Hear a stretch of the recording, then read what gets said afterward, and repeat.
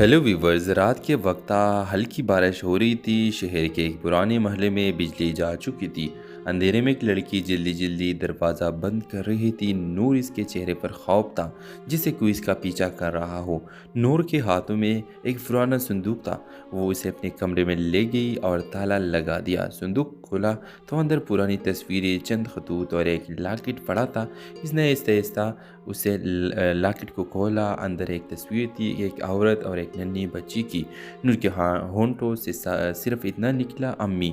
नूर एक यतीम खाने में पली बड़ी थी। उसे हमेशा बताया गया कि इसके वालिदैन एक हादसे में मर गए थे, मगर कुछ दिन पहले एक अजनबी औरत आई थी जिसने उसे कहा, बेटी तुम्हारे वालिद जिंदा है और तुम्हारी माँ का कत्ल हुआ था। ये सुनकर नूर के कदमों तले ज़मीन निकल गई। तभी इस औरत ने ये संदूक दिया और कहा, सच इसमें छुपा है, मगर ध्यान रखना कुछ लोग नहीं चाहते कि ये सच सामने आए। फिर इस तरह अगले दिन नूर शहर के अखबार की दफ्तर गई, जहाँ वो भी तौर रिपोर्टर काम करती थी। इसके पास जैद इसका करीबी दोस्त भी था।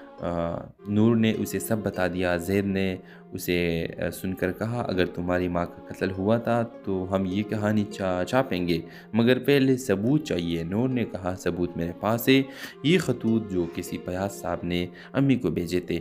जैद ने खतूत देखे और चौंक गया। ये तो तुम्हारी यतीम खाने के ट्रस्टी का नाम है। नूर के लिए ये नया झटका था। वो शख्स जिसने उसे पाला, शायद उसने उसकी माँ की जान ली। रात को नूर यतीम खाने पहुंची। अंदर दाखिल होते ही उसे कदमों की आहट सुनाई दी। कमरे के दरवाजे पर वही शख्स खड़ा था, फयाज साहब। नूर, तुम्हें ये सब छोड़ देना चाहिए था, कुछ सच दफन रहने में ही भलाई है। नूर ने लरजती आवाज़ में कहा, आपने मेरी माँ को क्यों मारा? फयाज के चेहरे पर नरमी आ गई।